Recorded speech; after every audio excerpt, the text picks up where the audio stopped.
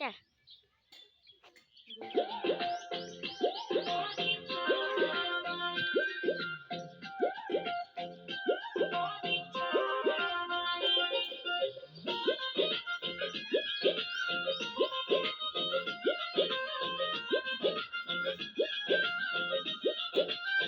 दीदी कभी भाई लत बने जीजा जीजा जीजा भौजी तो भैया संग खाली रोज पिज्जा पिज्जा पिज्जा ए सुनो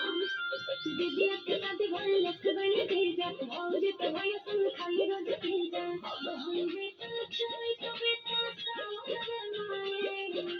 अब हम भी तो चाय कभी तो सामने माए कहिया करबे दामाद परिछन रे माई कहिया करबे दामाद परिछन रे माई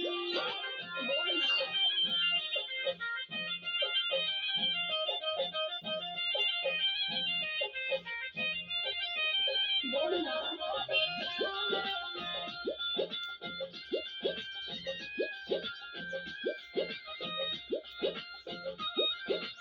पापा से बोलो दुल्हा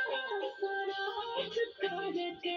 दहेज खाते पैसा खरोच करके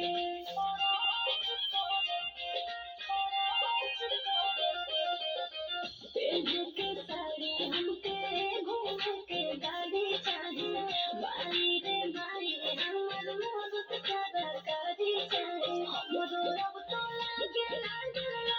रे माई हमरो अब तो लागे लागे रे माई कहिया करबे दामाद परिछन रे माई कहिया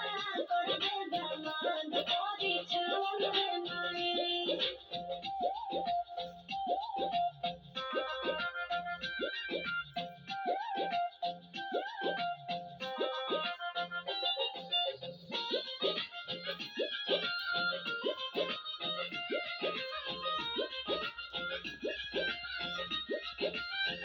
जवान भइनी जहिया न बस में बाटे जो जो हमर बाल सुन बाटे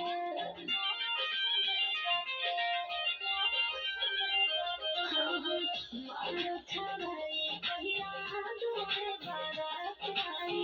सैया से मिले वाली हमर रात आई बेगदी है कोई सुहाए कान रे माई बेगदी है कोई सुहाए कान रे माई कहिया करबे दामाद परिछन रे माई कहिया करबे दामाद परिछन